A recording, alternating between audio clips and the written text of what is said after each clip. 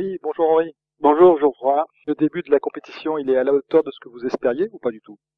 Alors, en termes sportifs, bien au-delà, puisque on a été extrêmement surpris d'avoir dans la première compétition de cyclisme, qui est pour la Fédération du sport adapté, la première participation à l'international du cyclisme, nos deux valeureux cyclistes nous ont apporté le bonheur complet, puisque alors qu'on s'attendait à une domination des pays comme le Portugal, la Hollande, qui sont au niveau mondial beaucoup mieux que nous, eh bien, Michael Collin et Jérémy Pereira ont fait une superbe course contre la montre de 20 km en prenant la première place, donc ils sont champions du monde. C'était exceptionnel. On a été une vingtaine à suivre cette compétition. Et on a vu tout de suite que dès le premier tour, parce que c'était un grand circuit, 4 tours d'un grand circuit, dès le premier tour, ils ont eu 10 secondes d'avance sur les Hollandais.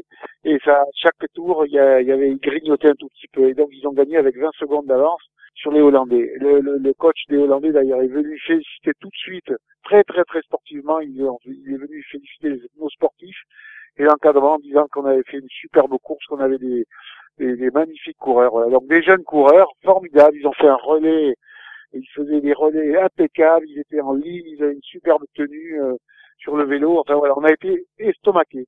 Et donc le travail a payé, puisqu'ils ont fait des tas de stages ensemble.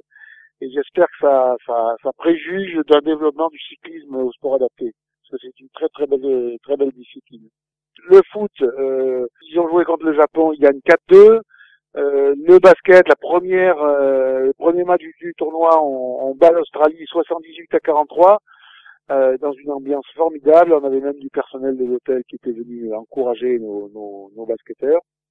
Ils en ont très bien joué, alors que les Australiens sont très bons. Ils avaient un meneur de jeu formidable, mais nos sportifs, là, nos basketteurs, ils ont été impériales. Et puis, le tennis de table, j'ai eu des nouvelles de Cuenca. L'équipe de France a battu l'Équateur par équipe, 3-0 pour les garçons, 3-0 pour les filles. Donc c'est bien parti aussi pour nos pangistes à Cuenca. Je les ai pas vus parce que c'est loin d'ici. Voilà, donc ça démarre bien. Bon, il faut continuer. Hein. Et alors du coup, quelle est l'ambiance au sein des équipes de France là? L'ambiance est superbe. Vraiment, d'ailleurs, on est très surpris de voir que nos sportifs qui ne connaissaient pas les autres disciplines, qui ne connaissaient pas les autres sportifs, ils sont entrés en communication avec, un nageur avec des basketteurs avec des footballeurs, enfin.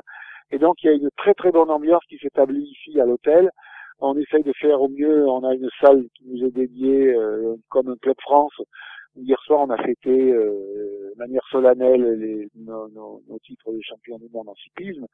Et donc, ça a été très agréable de voir que l'ambiance collective est très bonne. Tout se passe bien pour l'instant dans la mesure du possible.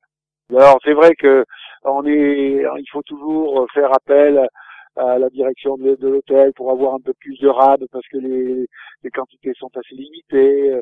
Il faut qu'on aille acheter de l'eau dans les magasins pour avoir assez d'eau. Enfin bon, il y a toute une logistique qu'on n'avait pas prévue. On pensait que tout serait organisé, et en fait, c'est à nous de nous organiser.